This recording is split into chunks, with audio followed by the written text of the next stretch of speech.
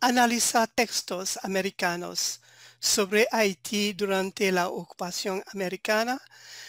Todos esos textos establecen las características. John Colin Dayan y Michael Dash establecen las características del gótico haitiano y cuáles son los característicos que sirven para definir el género. La primera cosa es una situación de violencia. Es una situación también que de cultura y son características definidas por el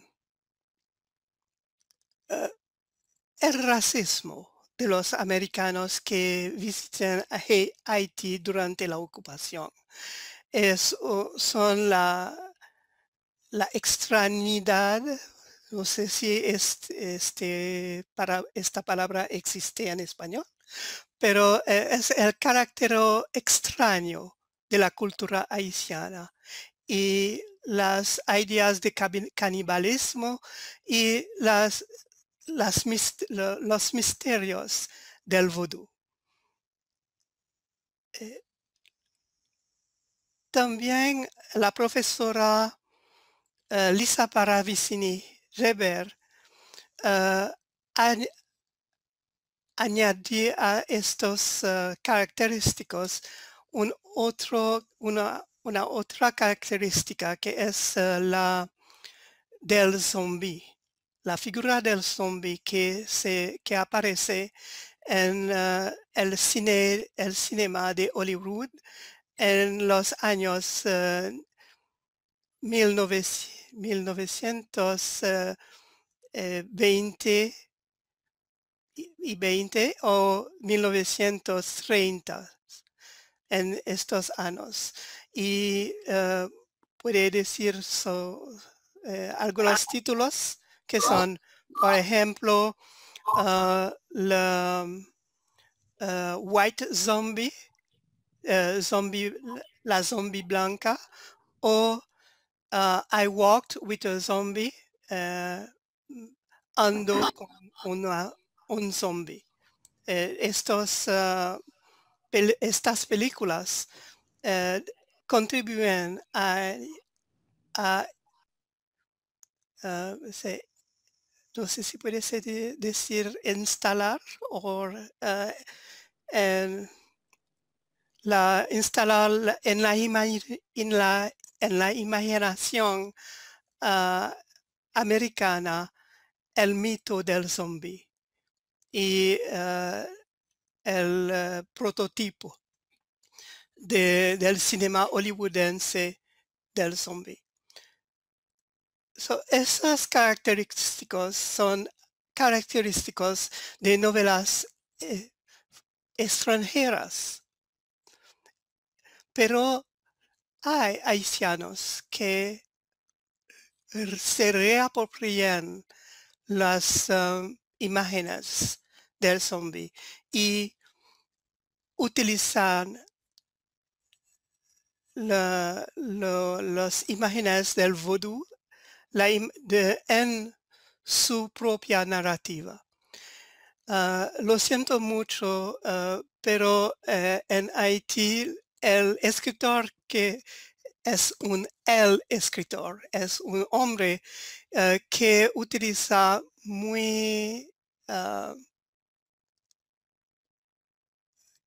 mucho lo que se puede definir como la narrativa gótica en Haití. Y este escritor se llama Gary Victor. Hay otros, se puede trouver,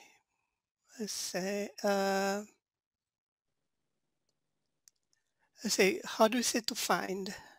Encontrar. Se puede encontrar cualquier elementos de gótico en otras obras y por otros escritores, pero creo que Gary Victor es el único, pero se puede que exagero, pero creo que es el único escritor que utilizó muy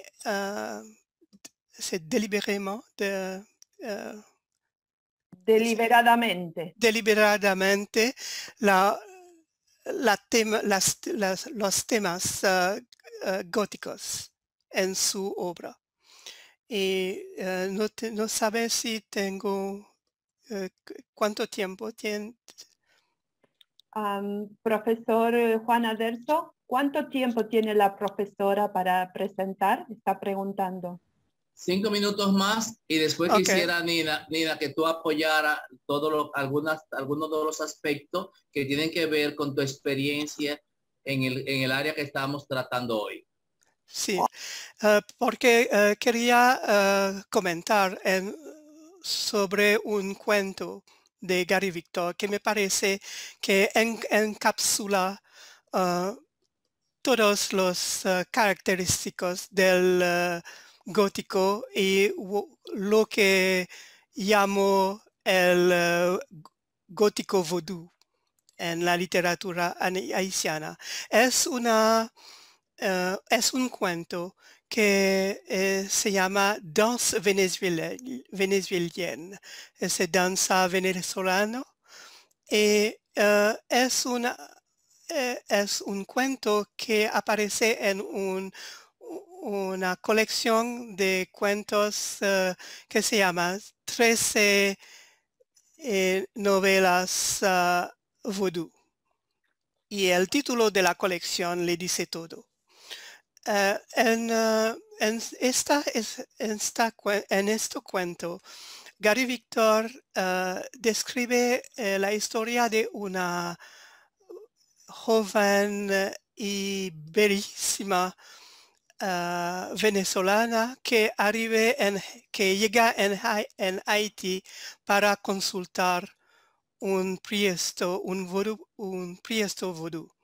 Y porque esta bellísima señora es paralizada. Y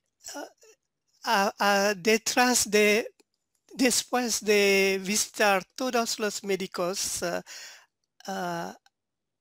en todo el mundo, del este al oeste, se llega en Haití porque un priestro africano le dice que solamente en Haití se podría hacer hacer cualquier cosa para curarla. Y en esta historia, Gary Victor utiliza un narrador que dice, que presenta los hechos como si ya estaban realmente, estaba de realidad, una cosa que ocurrió en la vida real. Pero en la historia el narrador es paralizado y vamos a saber por qué y cómo se vuelve paralizado. En esa historia, la señora venezolana eh, cuenta que va a visitar un poderoso unga, un priestro vodú muy poderoso, que es el solo que puede curarla. Para concluir, es que en esta historia nos vemos todos los característicos del vodú hollywoodense que se usa por Gary Victor. Y hay una mezcla de horror, de terror, y también una distancia crítica de la parte del narrador, que es la víctima final de la historia. Y lo que puede decir es que, porque creo que mi tiempo se acabó, lo que puede decir es que Gary Victor es una excepción de este punto de vista. Es una excepción en la literatura haitiana, pero no es el solo que uso el supernatural o el vudú, los misterios del vudú. No es el solo, pero es el solo que lo hace de manera determinada. Y si cuando al tiempo de la discusión podría dar otros nombres de otros autores que utilizan el vudú de manera gótica, sí se puede decir. Muchas gracias. Gracias a ti, Mary Joseph, por meternos un poquito en el mundo de la literatura y del vudú haitiano. Hay una autora muy conocida por nosotros, que es Edwidge Danticat, que me gustaría que en algún momento, aunque ya no pertenece a la narrativa gótica, pero sería una forma de acercarnos un poquito con la literatura haitiana. Así es que voy a dar la palabra a Nina para que por favor nos hable un poquito sobre alguna experiencia que ella tiene con este tipo o con este subgénero literario. Gracias, profesor. Bueno, no es una presentación, simplemente que al escuchar a Marie-José, cada vez más pude ver la relación y los puntos en común, sobre todo en este aspecto de hoy, entre la literatura caribeña y la de más del sur, la del Río de la Plata, la de Argentina, por ejemplo, en el contexto de lo fantástico y lo gótico. Y pensaba cuán importante y actual es el tema, sobre todo en el contexto pedagógico en el que estamos en la universidad, y pensando un poquito más allá en levantar las conciencias de nuestros estudiantes. Cuando Marie-José hablaba de las características de la novela del vudú y luego lo relaciona con Gary Victor, pensaba en la narrativa fantástica, pensaba en los temas de la violencia, del racismo, de la cultura vista como extraña, cuando probablemente es porque no se comprenda, y cómo el gótico hoy, en un ambiente académico, que es donde nosotros operamos a diario, es, yo diría ya que crucial para analizarlo, basándome también en la presentación de la doctora al principio de la profesora.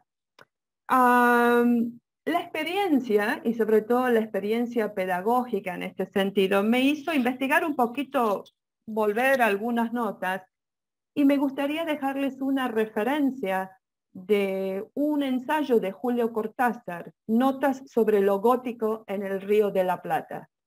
Y creo que es a partir de ese ensayo donde pueden establecerse más conexiones, porque cuando Julio Cortázar comienza en la introducción de su ensayo, nos explica que bueno, que él no sabe por qué en verdad en la literatura rioplatense lo fantástico, a lo que él define de una manera muy amplia, ¿no? Desde lo sobrenatural a lo misterioso y el terror, en lo cual está el gótico, prendió muy bien, fue de mucho gusto, y no sabe por qué se habían dado tantos escritores como los que menciona, como Bioy Casares, Leopoldo Lugones, Horacio Quiroga, entre otros.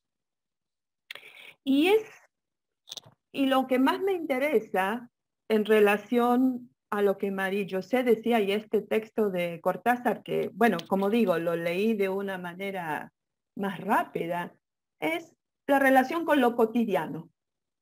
Que el mismo Cortázar empieza a explicar cómo su niñez, su propia casa y su entorno fue gótico, al punto que dice cualquier niño en este contexto es gótico. Y es allí donde creo que yo los invito a revisar lo gótico, pensar quizá en lo gótico desde hoy, desde los sucesos actuales, en la conexión con el terror, la necesidad del terror, no a un punto de morir de miedo, pero a lo mejor como una expresión incluso de lo placentero, que también se presenta como una característica de lo gótico, ¿no? Incluso de una perspectiva psicológica. ¿Por qué lo gótico es tan relevante hoy? Porque está lo gótico tradicional, también en la cultura rusa. Nuestros autores se nutren de ello, como todo el mundo sabe, lo ha hecho Quiroga.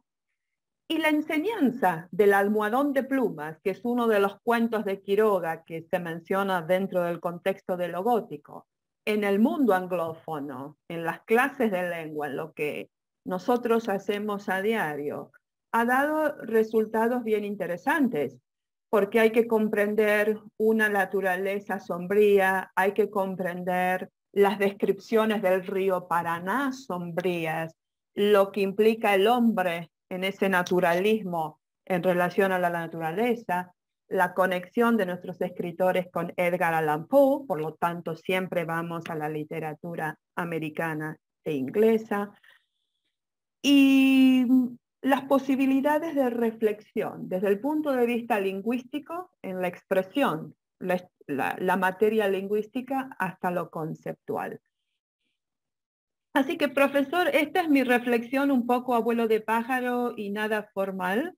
Estoy pensando en que la relación entre lo gótico en las distintas lenguas es un seminario pendiente, al menos para nosotros, porque hay otra profesora en el grupo de francés que trabaja Gary Victor, la doctora Françoise, y creo que deja mucho pensando, por ejemplo, y con esto concluyo, en las clases de español, al nivel superior, en este último semestre, uno de nuestros temas es la ciudad, desde un punto de vista social, cultural.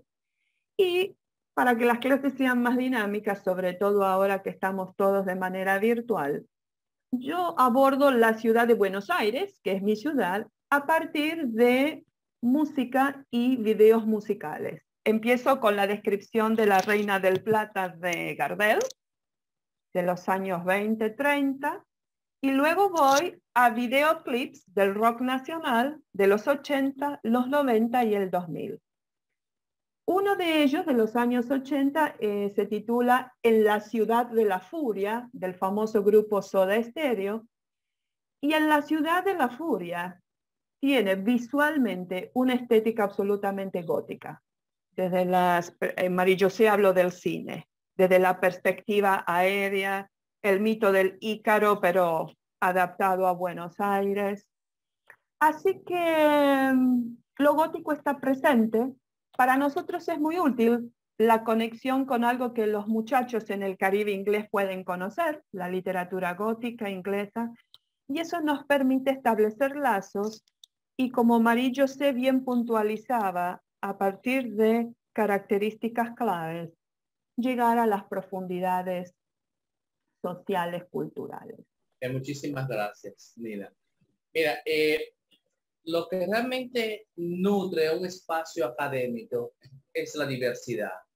Es salirnos de lo cotidiano e innovar en temas que muchas veces a los amigos, a los colegas les pueden parecer extraños. A solicitud de mi amiga Cari es que surge la idea de este diálogo, lo cual para muchos resulta incluso una novedad y un desafío. Pero yo quisiera no ser como siempre, tan abarcador. Y que sea Karen que nos hable un poquito de las narradoras latinoamericanas con las que, dicho sea de paso, ella tiene ciertas relaciones. Karen, por favor, para continuar este diálogo, te cedo la palabra. Muchísimas gracias, querido Juan. Y precisamente retomo lo que nos dice Nina. Es verdad, desde lo pedagógico nosotros podemos tomar esta literatura gótica. ¿Por qué? Porque nosotros también necesitamos mirar un poco al pasado, un poco al presente, y tenemos que darle un nuevo lente. Y los elementos que constituyen la literatura gótica nos permiten mirarlo también desde el asombro, porque todos los países hemos tenido historias dolorosas. No existe un país que haya nacido con todas las condiciones perfectas, y también nuestros procesos históricos han tenido consecuencias, han tenido sus muertos, han tenido sus procesos. Y en el momento en que se vuelve un documento de historia, nosotros lo vemos como nombres, como cifras de muertos, como fechas, pero no le damos textura a la vivencia en ese momento. No podemos rescatar el dolor de la madre al ver al hijo perdido, no podemos ver lo que se siente, encontrar un montón de cuerpos que no logran llegar a la plenitud, cuerpos jóvenes. Retomando la ciudad de Buenos Aires, como dice Nina, hay muchos cuentos, hay muchas historias, porque Argentina es un espacio rico. Y sobre todo, la historia reciente, por mucho tiempo callada, ¿no es verdad? No se podía hablar sobre dictadura, y tenemos autoras que van hacia ese punto y dicen, bueno, la dictadura trajo dolor, trajo muertos, ahora vámonos a esos espacios, a esas ruinas, a estas casas vacías, a estos disparos en las paredes, a estas madres que están con sus fotos buscando personas. Volvamos a eso y miremoslo, y desde lo gótico démosle voz al que no está, que nos cuente un poco de aquello que nos perdimos, que se silenció, ¿no es verdad? Otro elemento también que está muy presente en la literatura latinoamericana gótica es la violencia contra la mujer. Entonces, estamos también tocando esto, que es algo absolutamente contemporáneo y pendiente, y le estamos dando al rostro lastimado, al cuerpo destrozado, la posibilidad desde la ficción de contarnos algo absolutamente real y llevarnos a la reflexión, porque necesitamos entrar en el personaje para poder encontrar elementos que lastimosamente ni la historia ni el periodismo pueden rescatar. Entonces, nos permite una mirada mucho más sociológica y sobre todo mucho más íntima. El relato, así como fue utilizado por las abuelas para darnos un sentido del mundo, actualmente tiene que leer la sociedad. Y no nos olvidemos que nosotros estamos compitiendo con otros formatos de entretenimiento que les roban la atención a la gente. ¿Por qué no tomamos esas características, no es verdad, del horror, y lo llevamos para revisar nuestra situación, nuestra historia, lo aterrizamos en nuestras sociedades y hacemos hablar a las personas que están en los pueblos alejados de Argentina, como de Bolivia, como de Ecuador, a esas mujeres que están llevando a los niños en la espalda y que sufren dolor, o aquellos chicos que están en las guerrillas en Centroamérica? ¿Qué pasa con estos cuerpos lábiles, flacos, no es verdad, que no tienen alternativa? ¿O es la guerrilla? ¿O es el mar? ¿Qué cuenta una madre cuando ve a un niño perdido? Entonces, tenemos aquí un excelente recurso, y me gustaría algún comentario de Nina al respecto de esto, esta enorme posibilidad que tenemos de revisar nuestra historia reciente, y lo hacemos a partir de mujeres. Sí, bueno, dice en un punto clave con respecto a las mujeres. Estoy pensando en, bueno, en lo que yo dentro del Caribe conozco, y por supuesto la literatura dominicana de la violencia, los cuerpos destrozados, el cuerpo de la mujer violentado. Y estaba anotando aquí en el chat para no olvidar también para nuestras memorias. Pensaba también en los relatos folclóricos caribeños, que van entre lo fantástico y lo gótico, por ejemplo, la diablez, todo este tipo de cuestiones que, y yo quiero hacer, en este nuevo enfoque, es como entrar a temas constantes, pero desde perspectivas diferentes y que también se dan con las épocas y hasta los gustos de los jóvenes, porque lo gótico es del gusto de los jóvenes y el cine ha ayudado mucho en esto, de alguna manera, ¿no? Entonces, sí, y me gusta también el punto, Karen, que has señalado de lo íntimo, lo psicológico. Son formas de liberación. Y en ese sentido, y pensando también en la lengua, ¿no? Que es la esencia que permite llevar eso adelante. Si yo tengo que enseñar como profesora de español como lengua extranjera este tipo de texto, sea literatura o lengua, da igual, literatura es lengua, las grandes posibilidades que me da desde la sustancia lingüística, comparando con las imágenes escritas o de los videos o de las películas, para entrar en esas intimidades que señalas. Así que a mí me parece, con todo lo que estamos diciendo, cada punto es tan relevante, es como que hay constantes en nuestros países. La violencia, decir lo que no se puede decir a través de lo gótico, ha señalado con gran precisión y certeza. La literatura siempre se adelanta a lo sociológico, nos permite ese espacio de reflexión sin el temor, como dije, liberarnos. Y a mí me está dando la sensación, a medida que avanzamos, que este seminario nos puede dar una gran base para un proyecto más sólido en conjunto, donde hablemos de estas voces caribeñas de las mujeres escritoras, por supuesto sin excluir a los hombres, no lo estoy diciendo desde esa perspectiva, pero es evidente que las mujeres han tomado o han retomado, ¿no? Honrando a las primeras góticas, tal vez. Ese aspecto, porque el dolor a veces es tan indecible que se necesitan otros recursos o renovar lo que estaba. Volvemos a esta extensión del romanticismo del siglo XVIII, pero en un siglo XXI. Y esa es la riqueza de la cultura y te agradezco las precisiones. Son totalmente exactas, sobre todo en relación a la Argentina, siendo argentina. Y hasta me da otra visión después de muchos años del clásico cuento fantástico gótico de Cortázar. El hecho de la casa, los espacios, los ambientes, características de lo gótico, pero leyendo este artículo, ahora les voy a pasar el enlace donde lo encontré. Cortázar habla de la casa. ¿Y qué consideramos nuestra casa hoy? ¿Es nuestra casa de concreto? ¿Es nuestra casa ecológica? ¿Es nuestra casa interior? O sea, ese espacio cerrado de los símbolos. Así que bueno, paro ahí porque me parece que este seminario y este enfoque es bien profundo y me entusiasma mucho. Gracias, Karen, por el espacio. Muchísimas gracias, Nina.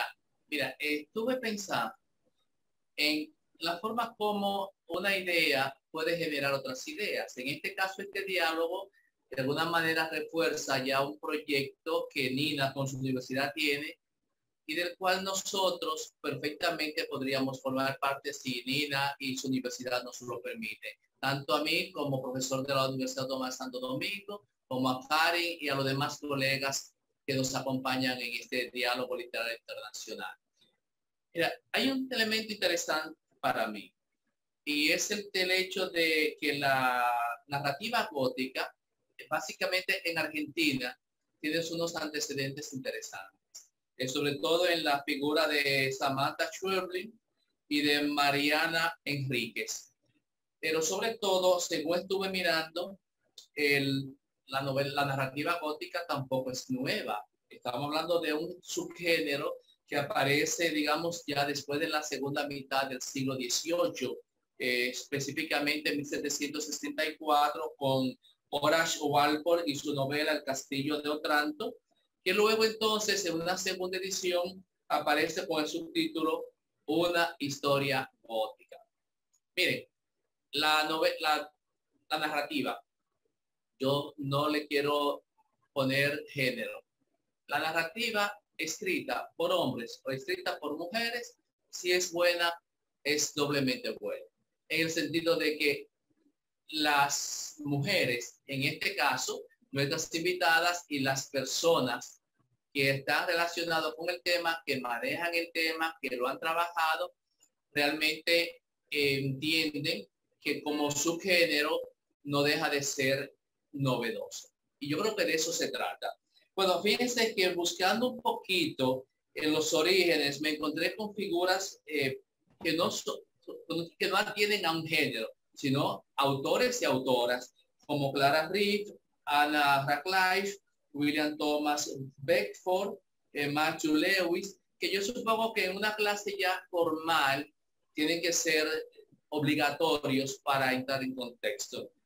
Sin embargo, una de las características que más nos podría llamar la atención cuando hablamos de la narrativa gótica o de la narrativa de terror es justamente el horror placentero. Y cuando tú, Nina, habla de Casa Tomada, que es un texto obligatorio en nuestras clases de literatura hispanoamericana contemporánea, por ahí tengo a mi amiga Margarita Corporán, que también enseña esta asignatura, es un texto obligatorio. Pero sin embargo, casi nunca lo vemos o lo analizamos desde la óptica o desde el contexto, la contextualización del terror. Y eso es un nuevo descubrimiento. Lo mismo que con los cuentos de Horacio Quiroga, esa bien conocida, El almohadón de pluma. Ese cuento que es realmente bastante simbólico. Pero yo no voy a cansarle porque creo que ya tenemos en la antesala a Giovanna Rivero. Así es que si después de Giovanna yo quisiera que Merillose diga otras palabras, tendría 5 minutos más, porque a las 12:40 yo creo que es justo que estemos terminando. Así es que me dice Cari si ya tenemos a Giovanna allí. Por favor, ¿me das el permiso, por favor, para poder presentar a la querida Giovanna Rivero?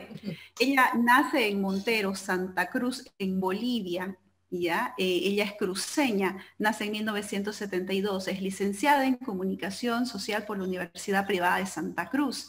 Ha obtenido un doctorado en literatura hispanoamericana en la University of Florida, Estados Unidos.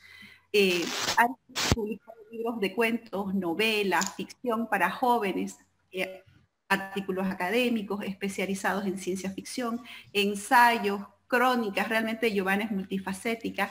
Obtuvo el Premio Nacional de Literatura en Santa Cruz en 1996. También el Premio Nacional de Cuentos Franz Tamayo en el año 2005 por Dueños de la Arena. Sus libros han sido traducidos al inglés, alemán, últimamente al italiano, al húngaro, al farsi, a muchos idiomas. Su obra literaria es importante en cantidad y calidad, por lo que ha sido incluida entre los 25 secretos literarios mejor guardados en Latinoamérica por la Feria del Libro de Guadalajara. Su novela 98 segundos sin sombra ha sido llevada al cine por el director Juan Pablo Richter. Y también vamos a descubrir un poco sobre su parte de editora, porque ella trabaja en un proyecto de la editorial Mantis con el sello de Plural Editores, de la mano de la escritora Magela Baduán, apoyando la literatura escrita por mujeres. Es un placer enorme, Giovanna, presentarte y tenerte aquí con nosotros. Muchas gracias, Karin, y muchas gracias por recibirme en esta clase tan interesante. También para mí es un gusto conocerlos, así que bueno, estoy muy contenta de estar aquí un ratito compartiendo algo que creo nos apasiona a todos. Bueno, vamos a comenzar haciéndote una primera pregunta que es básicamente de definiciones. Si nosotros pudiéramos hablar de una literatura gótica latinoamericana, ¿qué características tiene? Tú que eres escritora, si pudiéramos definirla. Cari, sí. Cari, discúlpame, pero a mí me gustaría que me permitan el privilegio, el honor de saludar a Giovanna Rivero. Giovanna Rivero, bienvenida a este 17º Diálogo Literario Internacional. Para nosotros, como Universidad Autónoma de Santo Domingo, como facultad, como Escuela de Letras, es un honor tenerte en este espacio. Así es que bienvenida y de verdad que nos honra con tu presencia. De verdad, muchas gracias, muchas gracias. Es increíble el esfuerzo que están haciendo las universidades por seguir adelante en esta situación tan inédita históricamente, pero además de profundizar los conocimientos, ¿no? También está ese otro lado paradójico de la pandemia que de algún modo nos obligó a concentrarnos, a profundizar en el pensamiento en un tiempo vertiginoso. Así que de nuevo es para mí un honor, un orgullo poder estar aquí en el aula virtual de esta hermosa universidad. Y tomando el hilo de la pregunta que planteaba Karin, es algo en lo que yo he venido pensando mucho, ¿qué sería un gótico latinoamericano? Lo he pensado mucho porque vengo escribiendo en esa sensibilidad, en realidad desde el comienzo de mi camino literario, ¿no? No es algo a lo que llegué después de hacer como otros desvíos, sino que esa semilla estuvo siempre ahí. Y en ese sentido hubo muchos momentos en los que yo misma me preguntaba dónde se ubicaba, por lo menos en Bolivia, lo que yo escribía. Porque, como les digo, empecé a escribir más o menos a mediados de los 90, y este mundo gótico, esta atmósfera oscura, opaca, estaba ahí, pero yo no encontraba realmente diálogos simultáneos en ese momento, ¿no? En la literatura boliviana, por ejemplo, busqué en Óscar Cerruto y encontré en él una genealogía con la que pudiera vincularme, María Virginia Estensoro con el Oxiso. Entonces, como les digo, reflexioné mucho y una cosa que yo notaba es que el trópico estaba presente en ese gótico. Sabemos que el gótico clásico se relacionó más con una arquitectura, por ejemplo, barroca, ¿no? En Europa, una arquitectura de bóvedas, de recovecos en los palacios, en las iglesias, además con una imaginería religiosa muy presente, ¿no? Con la cruz, porque había que profanar, el gótico dialoga con lo sagrado y lo penetra y lo transgrede, que es una de las cosas que a mí me fascina más de su estética y de su filosofía, porque también en las reseñas de los periódicos, las reseñas culturales más epidérmicas, tienden solo a ver la parte cosmética del gótico, ¿no? Pero el gótico es también una filosofía y me parece a mí que tiene que ver con conversar con esa parte sagrada del sujeto, del ser humano,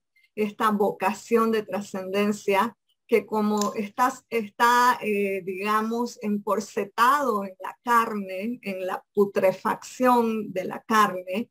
Entonces, las rutas que toma para llegar a lo sagrado siempre lo llevan a transgredir límites éticos en la ciencia, ¿no?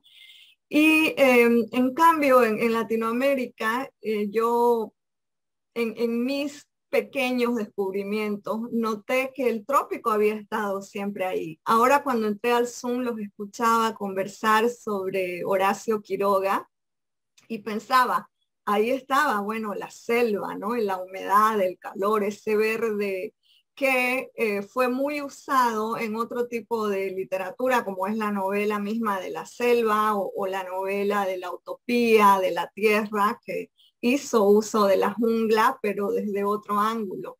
En cambio, el gótico latinoamericano encuentra en ese verde un reemplazo maravilloso de lo que era el palacio europeo y un reemplazo maravilloso de lo que es lo sagrado, ¿no?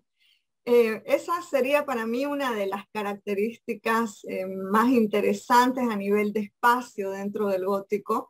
Y a nivel de sujeto, yo creo que las búsquedas son muy similares, solamente que, por ejemplo, un sujeto gótico científico no va a tener el laboratorio que tuvo el doctor Víctor Frankenstein para crear a su monstruo, ¿no? No va a tener al alcance, por lo menos en el gótico iniciático, la electricidad y ese conocimiento epistemológico tan rico que tuvo Víctor Frankenstein, pero el científico de la jungla latinoamericana tiene su propio cuerpo como laboratorio, ¿no? Esta experimentación in situ salvaje no es menos científica que esa otra.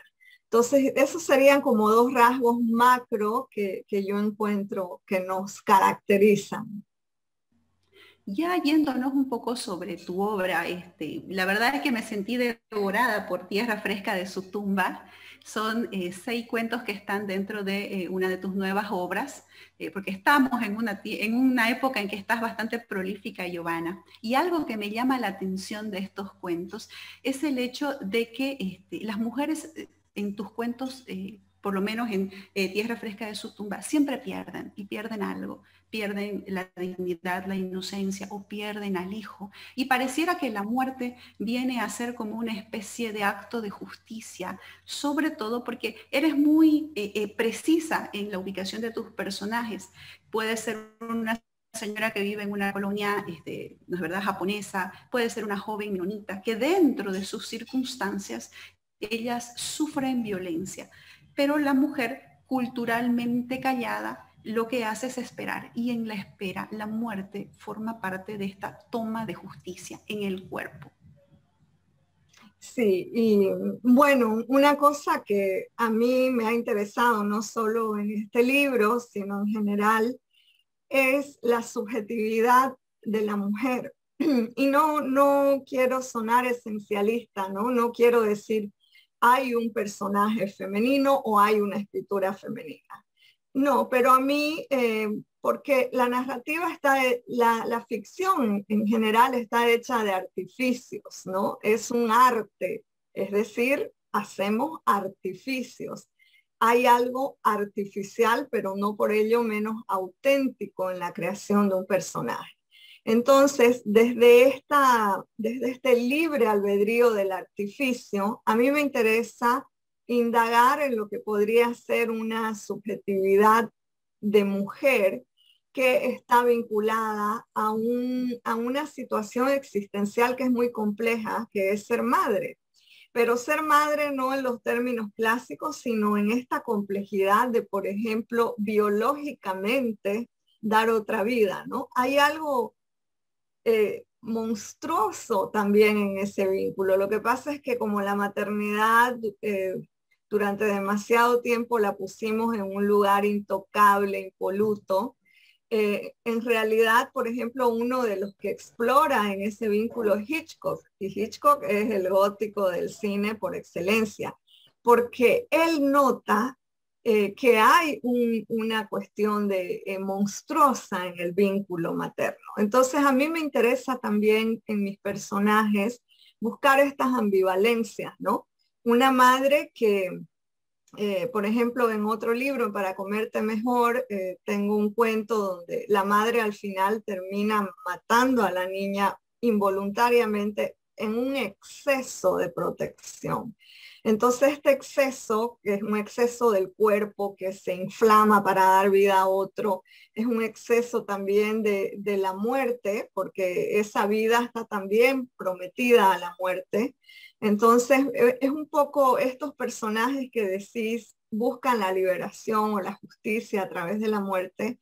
En efecto es así, porque quizás lo más trascendente que tenemos en el ciclo existencial sea la muerte, ¿no? Es la experiencia más íntima, más singular, que ninguno de los que estamos aquí la podemos describir, sino vicariamente a partir del duelo.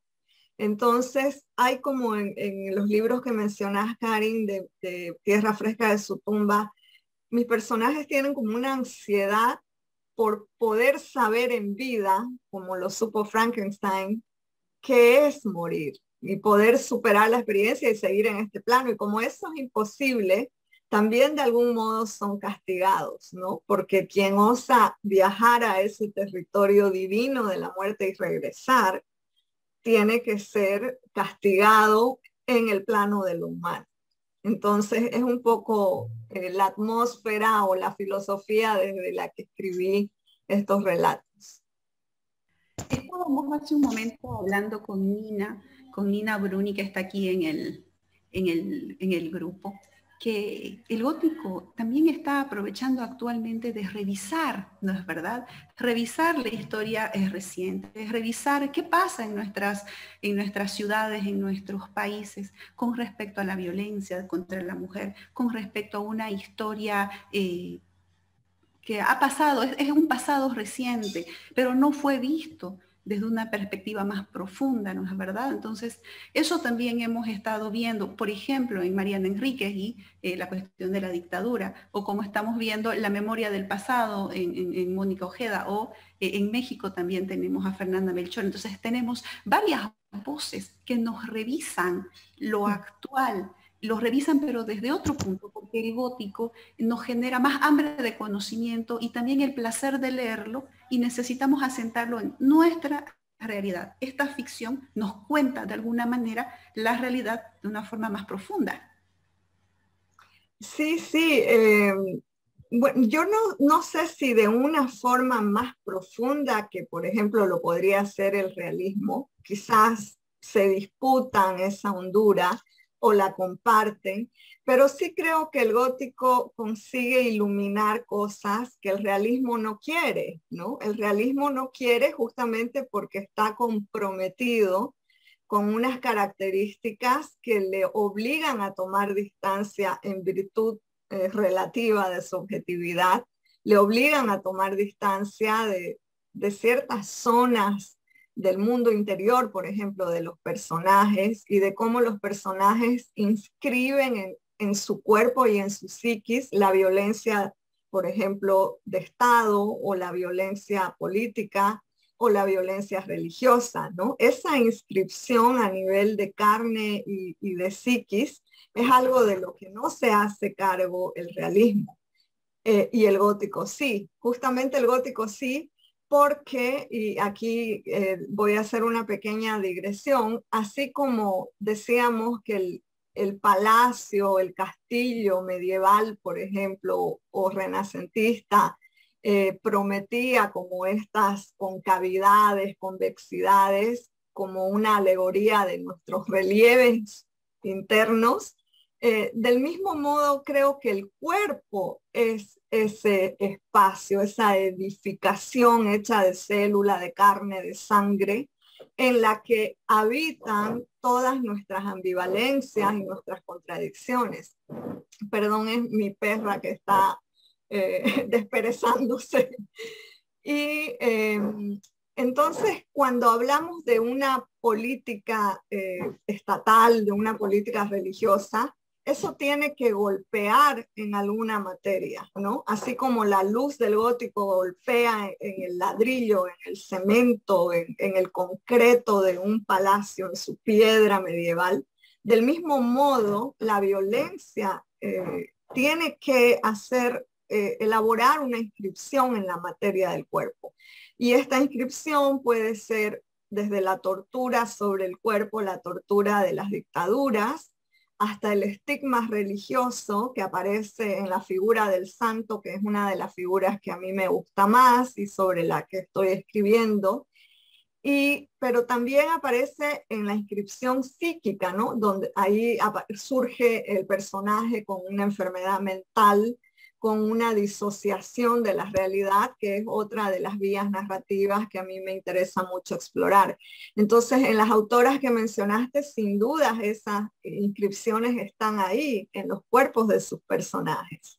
Porque, como digo, en el gótico latinoamericano, tanto la selva como el propio cuerpo es el laboratorio de estas violencias. Si me permite, por favor. Sí. Mira, Giovanna, realmente yo hoy creo que he escuchado más que nunca, porque escuchar es aprender y yo necesito aprender. Mira, yo no conozco mucho de una narrativa gótica que se haya trabajado a nivel universitario como tal, pero que sin embargo, cuando revisamos los antecedentes de algunos autores conocidos, entonces sí, ahora yo hago conciencia de que también hay narrativa gótica. Es el caso, por ejemplo, de Joseph Conrad, con, por ejemplo, una novela que en El corazón de las tinieblas. Ahí también hay mucho de gótico.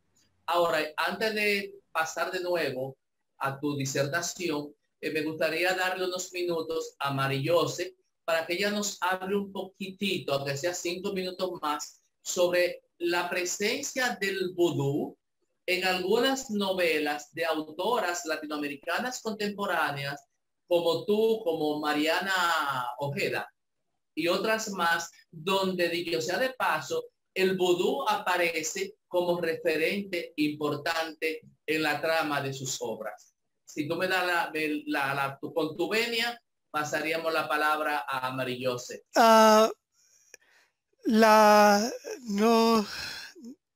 No estoy cierta que puede contestar a esa pregunta, pero porque lo que conozco, conozco la obra de Cortázar, de Borges, pero no conozco más del gótico latinoamericano. Para el vudú en la literatura, el vudú haitiano en la literatura latinoamericana, lo que sabe es el libro de Isabel Allende, La isla Baja del Mar. No se trata exactamente del vudú, sino de del periodo colonial y la migración de los colonos franceses en Luisiana. No hay muchas referencias al vudú, sino que la protagonista práctica esa religión. Otro libro que conoce no es verdaderamente una grande sección en este libro. Es el libro de Julia Álvarez, que creo que es las mariposas. En el tiempo de las mariposas. En el tiempo de las mariposas. Hay una sección muy corta donde la doméstica haitiana de la familia duerme en un ataúd. Sí, Es sí. muy pequeñito, pero no es más. María-José, mira, Sí. hay un elemento interesante y es como las nuevas autoras, y me disculpa Giovanna, se nutre de este elemento tan interesante desde el punto de vista antropológico, sociológico, para trabajar o para enriquecer su novela, sus obras. Okay, discúlpame, olvido también el libro. Esto sería una posibilidad de considerar este libro como gótico, más o menos. Es el libro de Mayra Montero, Del rojo de su sombra. No sé si le conoces. Es situando en la Dominica, en un bate de la República Dominicana. No, yo conozco algunas de las obras de Mayra Montero. Como ustedes saben, ella es de origen cubano, pero vive en Puerto Rico. Pues, vive en Puerto Rico. Pero ella escribe una novela que se coloca en la República Dominicana, en un bate, y el libro se llama Del rojo de su sombra, y describe una priestess vodú y su encuentro muy violento y muy trágico con un otro, un priesto también. Y los dos representan las fuerzas antagonistas del vudú. El buen vudú que se opuse al el malo vudú. Perdón, María-José, si en algún otro momento a ustedes les parece bien, sería interesante que María-José, por ser ciudadana haitiana, con formación académica, nos pueda decir en algún momentito qué es la diferencia entre el buen vudú y el mal vudú. Pero para ahora vamos a dejar que María-José un recesito y que Giovanna continúe, pero sobre todo hablando un poquito de los temas que en sus obras góticas son trascendentales. Y sobre todo que tenga la libertad de hablarnos un poco también de su experiencia personal, sobre todo ahora que hay un grupo de mujeres que están igual que ella, están incursionando en este subgénero narrativo. Sí, sí, muchas gracias. Muy interesante escuchar a María-José y a mí me encantaría también saber esas diferencias, ¿no? Antagónicas del vudú.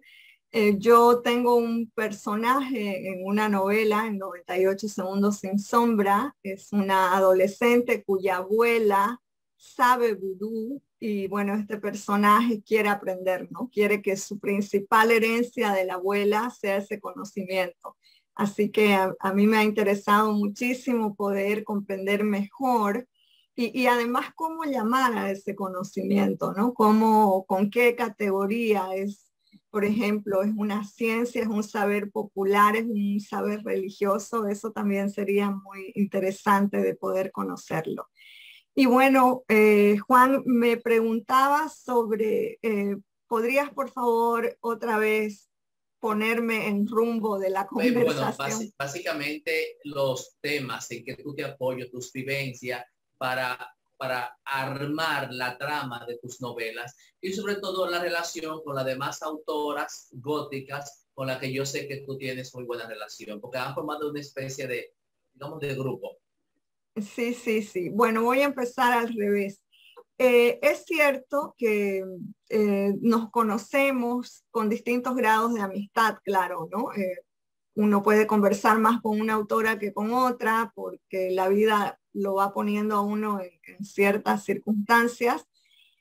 Sin embargo, esto que parece como una mafia del gótico femenino, creo que no ha nacido como con premeditación ni con alevosía, ¿no? Es como que la mirada siempre mediática, las reseñas culturales necesitan a veces hacer como estas taxonomías que les permitan a los lectores también comprender el fenómeno, ¿no? ¿Por qué están surgiendo estas narrativas? Y creo que las reseñas culturales hacen ese trabajo taxonómico, aun cuando esos góticos a veces sean tan distintos que puedan cada uno por sí mismo necesitar lecturas singulares, distintas, compartimentadas. Es decir, no, yo trato de huir de una mirada que haga una percepción homogénea de las escrituras, porque entonces perdemos lo que cada escritura tiene para decir desde una experiencia social, personal de la escritora tal vez, ¿no? Por ejemplo, en mi caso, y ahora voy a los temas, yo más bien he sentido, si bien como les decía, yo reflexionaba sobre qué es esto que estoy escribiendo y por lo menos dentro de Bolivia, cuáles son sus líneas genealógicas, yo también sentía que en realidad la pulsión que me llevaba a escribir era la melancolía. Y la melancolía es una característica del gótico, no es una característica emocional del gótico. Y ese es el lugar desde el tono, digamos, desde el que yo escribo, porque no porque yo trate de que haya un patetismo en los conflictos, en las vidas de mis personajes, sino porque realmente no puedo salirme de esa longitud de onda de la melancolía. Entonces también le di mucha cabeza a qué es la melancolía. Y tenemos muchas explicaciones desde Freud hasta explicaciones de otras vertientes filosóficas, ¿no? Y la melancolía tiene que ver con haber sido expulsados de un reino. Y bueno, el ser humano ha sido expulsado de muchos reinos, desde el reino del Edén bíblico hasta el reino de la infancia. Proust nos los ha contado en Busca del tiempo perdido. Entonces, somos seres exiliados todos de un reino que apenas recordamos, ¿no? Nos viene una amnesia en esta vida, pero esa huella de un mundo anterior está ahí. Y para mí ese es el modo gótico en el que ubico a mis personajes. Todos están expulsados de algún sitio. A veces el sitio se puede ver de manera narrativa, digamos. Tengo en el último libro especialmente, la mayor parte de mis personajes no está en el lugar en que nació. Todos fueron expulsados o autoexpulsados por algún motivo, por una violencia económica, no hay trabajo para el personaje, o por una violencia sexual inclusive, o por una violencia de orden religioso. Entonces, ese sería el gran tema o el gran territorio afectivo donde ubico yo cualquier conflicto que pueda estar viviendo un protagonista, ¿no? Pero en resumen, en mi último libro, el tema es, he sido sacado de este lugar y yo cargo con mi propia muerte a cuesta, porque en el momento en que lo expulsan a uno, hay algo que se murió, ¿no? Hay un sujeto anterior que uno carga en las espaldas viviendo ese duelo. Entonces por ahí va de algún modo la exploración de tierra fresca de su tumba. Giovanna, Nina quiere hacerte una pregunta, así que le doy espacio a Nina, por favor. Sí. Bueno, gracias Giovanna. Mientras hablabas, tengo dos preguntas ahora para vos y para el público y un reconocimiento que has con tu conversación tan estructurada, tan calma, tan de experiencia. Lo he relacionado con una de mis investigaciones en República Dominicana. Entonces lanzo las dos preguntas y después el comentario seré breve, Karen, moderadora. Con respecto al último tramo de tu conversación y de esta interioridad, de esta huella de lo perdido y toda la descripción del gótico que todos hemos estado conversando, dadas las circunstancias del COVID y muchas de las problemáticas sociales del siglo XXI, yo tiendo a decir que, bueno, este siglo XXI es barroco. Luego de estas conversaciones y de tu explicación de tu obra y tu experiencia de ver al gótico como una filosofía, ¿será que el siglo XXI es gótico? Y como decía el tango Cambalache, todo mezclado, todo confundido en Argentina. Pero ¿será que, y respondiendo un poco a una pregunta que el profe Rivero acaba de poner en el chat, ¿será que América Latina, en toda su trayectoria literaria, ha sido profundamente gótica sin reconocerlo como tal? Él está mencionando los ríos profundos de Arguedas. Esa es una pregunta que a lo mejor podría ser linda para una tesis doctoral. Esas son dos preguntas en una. Lo otro, y en relación, y lo traigo de vuelta a la República Dominicana, también en relación a lo que voy leyendo en el chat, presencias del vudú en la narrativa dominicana, de lo gótico, del cuerpo traumado, del cuerpo violentado. Hablabas también de lo gótico desde la perspectiva de lo sagrado y de la transgresión de lo sagrado. Y quiero reconocerte que sos la pionera en un aspecto de mi investigación y te voy a mencionar junto a este foro. Porque yo estoy estudiando la poesía mística contemporánea de la República Dominicana. Y estudié la novela bíblica en su momento. Cuando hablas de esa experiencia del laboratorio, ¿no? De querer morir para saber lo que es morir, volver, pero ese volver es un castigo porque no se puede volver de la muerte hasta ahora. Me hiciste recordar que es un tema que aparece en la novela bíblica con origen en la novela de Paul Langerwitz, Barrabás. Hay un segmento donde el autor describe casi de manera, no casi, de manera repulsiva la resurrección de Lázaro. Y Jesús dice, en ese Jesús, o Lázaro piensa, yo no debí volver a la vida. Creo que se podría analizar algunos otros segmentos incluso de esa misma novela desde lo gótico. Ese es un punto de referencia.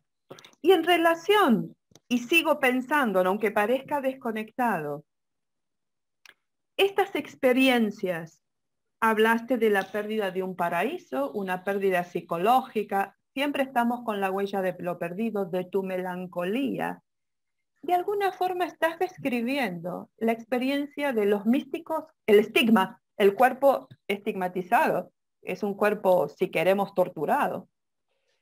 No solo la experiencia de los místicos clásicos, sino también aquellas que se describen en la poesía mística dominicana. Desde tu experiencia de narradora, ¿encontraste estas conexiones? ¿Es una absoluta locura poder verlo así? ¿Hay un elemento de trascendencia mística en este sentido de buscar lo perdido en tu literatura? Bueno, muchas gracias. Yo todo el tiempo estoy en un delirio, así que estoy acostumbrada a ese devenir del pensamiento. De hecho, no creo que haya otra forma de pensar, ¿no? No creo que podamos ejercitar la búsqueda mental, intelectual, sin hacer todas estas exploraciones. Entonces, muchas gracias, Nina, porque también me invitas a pensar. Mientras planteabas todo eso, yo iba tratando de organizar un caos que nos acompaña siempre. Y para empezar, yo no tengo respuestas que sean como bloques, ¿no? Como cubos. Tengo intuiciones, tengo búsquedas constantes y igual que Víctor Frankenstein, yo también experimento todo el tiempo con la electricidad de las ideas en mis personajes. Bueno, voy a empezar también caóticamente. Yo creo que corremos un riesgo, digamos, epistémico si intentamos hacer del gótico un superconcepto, una categoría tan amplia, tan elástica, que nos sirva para hacer una revisión de novelas y cuentos digamos, vamos a decir, solo del siglo XX y descubrir que en realidad todo era gótico, ¿no?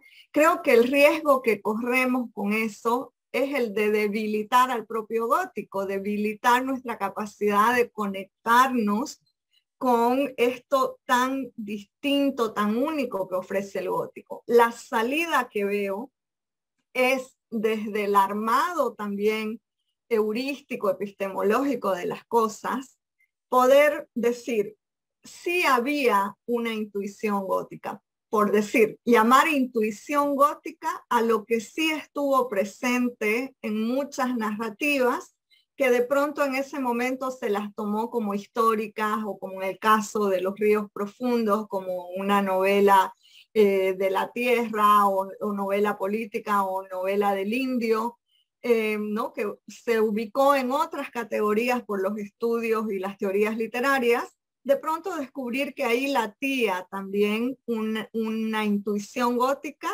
y tratar de entender por qué había esa intuición gótica, ¿no? No solo decir, sí, es cierto, aquí había eso. Sí, pero ¿por qué? ¿Contra qué? ¿O cuál era la contraparte? ¿Con qué estaba conversando? ¿O qué estaba tratando esa intuición gótica de desestructurar? ¿Qué aspectos, no? Quizás, por ejemplo, en Los ríos profundos, tenía que ver quizás con poder vincularse con un sujeto que era opaco, que el intelecto blancoide no lo podía comprender, ¿no? Porque la opacidad es una característica fundamental, creo, del gótico.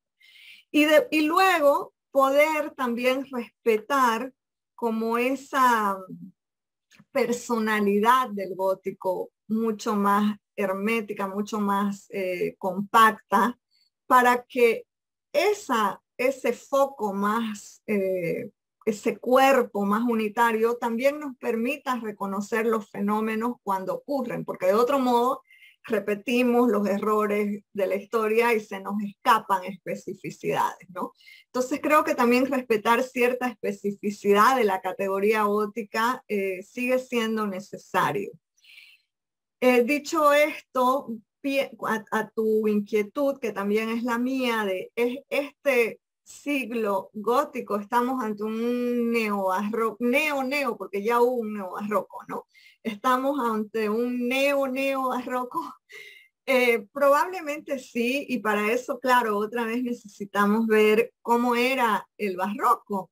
Y el barroco, según dice, por ejemplo, Bolívar Echeverría, tenía que ver con una supervivencia, ¿no? Con ese indio, como lo llama Europa, al sujeto que poblaba esta región, tenía que ver con cómo ese indio iba a sobrevivir ante la imposición de una fe que no era la suya. Entonces se crea esta máscara, este teatro de la fe, y tenemos los ejemplos más hermosos en México, cuando vemos que, por ejemplo, la Virgen de Guadalupe es una figura híbrida que tiene que ver tanto con Malinche como con la Virgen que la traen de Europa, pero también con la propia creencia de ese mundo desconocido que era para el europeo. Entonces se crea esta máscara,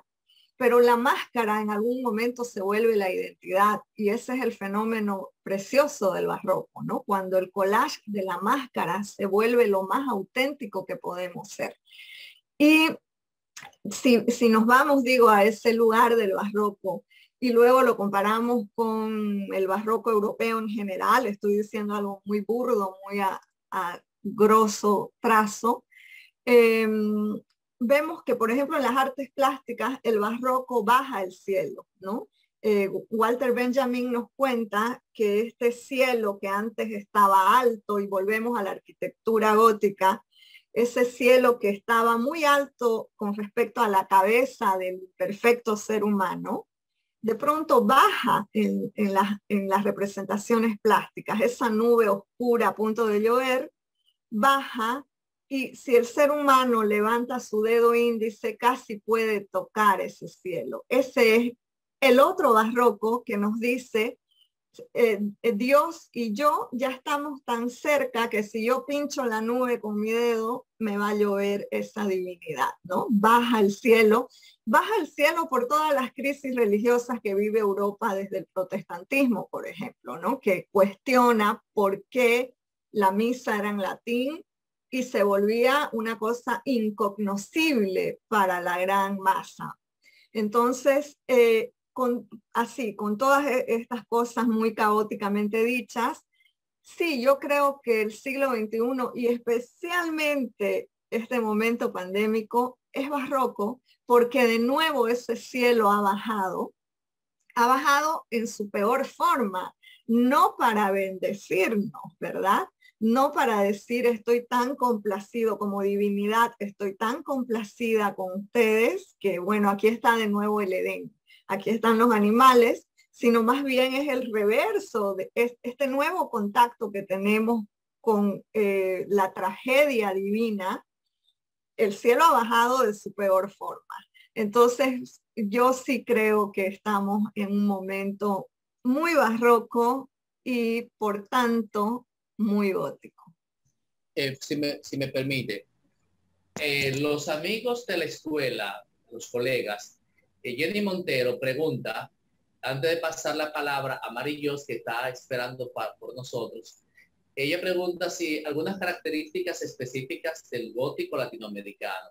Y otros colegas, por ejemplo, Eduard Valentín y la profesora de origen argentino, Mónica Galeano, hacen algunas referencias en el chat que son interesantes, sobre todo la referencia y también Nina, de autores dominicanos que de alguna manera trabajan el gótico. Yo no sé si en su momento de forma consciente o no. Es el caso de Marcio Veloz Magnolo con El hombre de Napoleón, comentario de Eduardo Valentín, y el caso, por ejemplo, que Mónica también lo trae a colación, de una novela de Veloz Magnolo, a quien Nina, repito, ha trabajado de forma fascinante, que es Sombra difusa de Castañeda. Bueno, entonces hay un elemento interesante y es que parece ser que sin proponérselo, lo mismo que Efraín Castillo en uno de sus cuentos, parece ser entonces que han trabajado algunos elementos góticos en sus obras sin habérselo propuesto. Y para pasar entonces, bueno, tú nos vas a responder a la profesora Juana Montero, Gio, si es posible, antes de pasar a Mari Joseph, pero hay un elemento que no se puede perder de vista. Es que también hay otras autoras dominicanas donde aparece no el gótico, pero sí elementos del vudú en sus novelas. Y es el caso de una amiga conocida, la narradora Emilia Pereira, que en su novela Solo cenizas hallará aparece un elemento que tiene que ver mucho con esas creencias populares de vudú, magia, brujería, en uno de sus personajes donde sale volando en una y después la agarran y le caen a paro. En una ciudad importante de este país en el sur que se llama Asua. Pero eso sí será motivo de otro diálogo. Mary Joseph, vudú bueno y vudú malo. Y luego entonces retornamos a Giovanna o lo hacemos al revés. ¿Qué prefieres? Como ustedes quieran. Karen. Bueno, en este caso, la verdad es que en Trasícoña no es muy larga, digamos, y queremos nosotros aprovecharla lo máximo. La verdad es que dinos, Giovanna, siéntate en la libertad si quieres con más.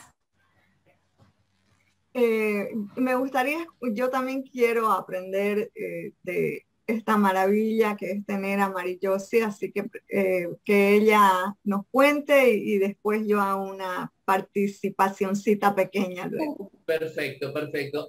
Las mujeres se entienden bien. Mari Joseph tiene la palabra.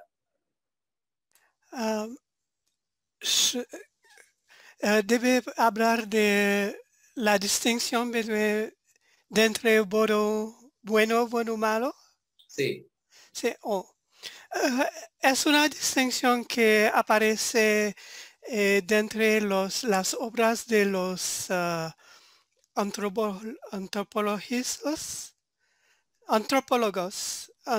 antropólogos. Y es una distinción que en la área de la ficción aparece creo por la primera vez, pero no es tan asegurada de eso. En el libro de Jacques-Stéphane Alexis, Les arbres musiciens. No sé cómo se llama en español, en la traducción en español. Los árboles musicales. Los árboles musicales. Algo así. Creo, sí. Creo. Sí, es una distinción que aparece porque hay dos tipos de vudú. Hay dos ritos en el vudú. El rito blanco, que es conectado con la memoria africana, que es el rito Arada, y el rito rojo, que nació en la colonia y que se llama el rito Petro. El rito Petro. Y el rito Arada es descrito como un rito que familiar, que de respeto a los ancestros, ¿sí? ¿Se dice? Sí, ancestros, sí. Con los ancestros. Es un ritual que es muy conectada a la memoria africana. El rito Petro, como le dice antes, nació en la colonia, es un rito más violento y es un rito, se dice, no lo sé por cierto, pero se dice que este rito Petro es el rito que apoyaba la rebelión de los esclavos. Y este rito Petro es más que menos, es más asociado con la brujería. Ese por qué se dice vodú bueno, el rito familiar, vodú malo, el rito brujero. Y los sacerdotes son iniciados en ambos ritos y se dice que trabajan de la mano derecha cuando hacen el buen vodú y trabajan de la mano izquierda cuando hacen la brujería. Es el contexto del vodú. Los dioses no son dioses, son espíritus. Los espíritus son los mismos, pero en el rito Arada, por ejemplo, si la figura de Ersuli, que es el espíritu del amor en la mitología vodú, en el rito Arada se llama Ersuli Freda, Ersuli Daume, pero en el rito Petro se llama Ersuli Dantor, Ersuli Red Eyes, ojos, de los ojos rojos. So, Ersuli con los ojos rojos sería una figura brujería y el Ersuli Freda o Daume sería una figura protectiva del amor. ¿Sí? Es la distinción es una distinción que se hace, que hacen los que estudian el vodú de un punto de vista antropológico. Sí. Bueno, creo que con tan académica explicación, yo creo que nos damos por satisfechos. Pasamos la palabra a Giovanna porque ya a partir de este momento estaríamos concluyendo este 17º diálogo literario internacional. Y la verdad que ha sido maravilloso. Giovanna, tiene la palabra y contigo concluimos. Sí, muchas gracias. Otra vez no recuerdo por dónde íbamos. Las características. Bueno, habíamos conversado un poco al principio de mi intervención de que las características que yo notaba en el gótico latinoamericano tenían que ver con, obviamente, el espacio era orgánico, ¿no? Es la selva que cobra, estuve leyendo en los comentarios del chat sobre la falacia patética. Sí, la selva está imbuida en esa falacia patética, se vuelve un sujeto capaz de expresar, de proyectar una afectividad, se vuelve también una silueta siniestra en algún momento. Y está este sujeto científico que es el propio protagonista, el héroe o la heroína del gótico, científico en el sentido de que va en búsqueda de una ciencia, pero esta ciencia es salvaje. Este conocimiento que persigue el protagonista latinoamericano es más salvaje, por lo menos lo era hasta hace unos años, porque ahora también el gótico latinoamericano está vinculado, y lo vemos en Mónica Ojeda, por ejemplo, con la tecnología, ¿no? Con un mundo cibernético que se vuelve un paralelo a la jungla, con los mismos rizomas, con esta ramificación de la savia científica, solamente que en este nuevo gótico latinoamericano hay una exploración tan original y tan vanguardista como la puede haber en las tecnologías primermundistas. Esta extrema cibernesis del gótico latinoamericano la vemos muy claramente en Nefando de Mónica Ojeda. También una característica interesante creo que es, y lo hemos estado conversando hoy, esta necesidad, esta sed que es realmente irreductible por conectarse con otros saberes y que también tiene que ver con una ambición científica, ¿no? Y es aquí donde aparecen los saberes ancestrales, tanto el vudú como otro tipo de saberes de las distintas regiones latinoamericanas. Por ejemplo, en uno de mis cuentos tengo un vampiro que ha recalado después de haber atravesado toda la historia occidental y oriental, después de haber vivido en distintas partes del planeta en diferentes siglos, ha recalado en un lugar muy tropical, muy amazónico de Bolivia, que es el Beni, ¿no? Ha recalado en la orilla de un lago, del lago Mamoré. Es la laguna Mamoré, Karin, ya no me acuerdo si es lago o laguna. Bueno, pero este Mamoré tan inmenso que es un cuerpo de agua, literalmente un cuerpo colosal de agua. Y este vampiro ha recalado ahí y de pronto descubre que también en ese lugar hay algo que aprender para él, algo distinto a todos los saberes que había acarreado durante siglos y que está conectado con saberes ancestrales, ¿no? Entonces yo creo que así, muy a grandes rasgos, para mí esas son las tres características que me iluminan cuando leo estas narrativas o cuando yo misma estoy escribiendo y veo que mi personaje está tomando tal rumbo. Me recuerdo que es esta pulsión científica, esta necesidad de adquirir otro saber desde otra estructuración, es lo que está empujando a mi personaje por ese camino. Eso, muchas gracias.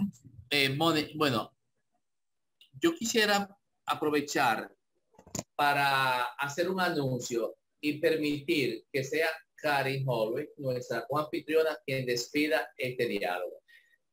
Hay algo que para mí es fundamental y es cómo se van abriendo o ampliando las fronteras del conocimiento. Con la presencia de Mary Jose, creo que abrimos a partir de ahora un espacio diferente en este diálogo literario internacional, porque nos permite a partir de ahora un acercamiento con la literatura haitiana, tan cerca y a la vez en ocasiones tan lejos. No quisiera terminar este espacio sin agradecer a Nina Bruni, a los colegas de Liletra, a Mary Jose, a los profesores de la Escuela de Letras, pero sobre todo, aparte de Mary Jose, que ha sido una panelista impresionante, a la presencia de Giovanna. Karin te dice Gio, ya se aparece en el spot publicitario. Les quiero decir que estamos trabajando desde ya en nuestro quinto Congreso de Lengua y Literatura en la Costa, del 7 al 9 de octubre. Por favor, necesito ideas, necesito su colaboración porque será un magno evento. Muchísimas gracias a todos por su atención, por su lealtad a este espacio, pero sobre todo por el cariño y la solidaridad. Abrazos desde la República Dominicana y que este 17º Diálogo Literario Internacional nos abra nuevas puertas. Encantadísimo y nos despedimos con las palabras de nuestra queridísima Karin. Muchísimas gracias, Juan. Creo que este Este diálogo ha sido enriquecedor, aparte de placentero. Muchísimas gracias a nuestras invitadas. Ha sido un lujo escucharlas, intercambiar con ustedes ideas. Y bueno, continuamos haciendo esto que nos gusta, que es hablar de literatura, y tomarnos un tiempo para disfrutarlo. Te tomamos la palabra, querido Juan, y ya nos vemos de aquí a 2 semanas con otro diálogo. Nina quiere decir algo. No, ya solamente, no, está bien, gracias de corazón, lo disfruté, fue un disparador de ideas y me siento más cerca de todos. Saben que extraño Dominicana con mis colegas aquí cerquita, pero que a veces la situación no nos permite. Otros colegas desde Sicilia, Argentina, Europa, yo estoy fascinada y gracias a las 2 panelistas. Giovanna, aprendí mucho y voy a seguirte, y María José, gracias por hablar en nuestra lengua y por compartir tantos años también de experiencia. Bueno, Karen, a publicitar un poquito las obras de Giovanna para que nuestros alumnos comiencen a leerla. Claro que sí, y también pensaba, hablaste de las traducciones, creo que podemos también emprender, María José y Rona, y un proyecto en nuestra maestría de traducción de las obras, porque el tema da muchísimo para proyectos de graduación de la maestría. Entonces, en un momento me pondré en contacto con Giovanna y para certificar que de este encuentro salieron ideas y nutrir, y la literatura boliviana aquí es casi inexistente. Entonces vamos a empezar por lo contemporáneo y el gótico. Gracias, Giovanna, gracias, Karen, gracias. Muchas gracias. Y profesor, por tu invitación y calidez. Gracias. Agradecido. Karen. Muchas gracias. Okay. Karen, Muchas adiós. Gracias también desde Gracias Jamaica. a ti, María José. Un abrazo. La verdad que fascinadísimo.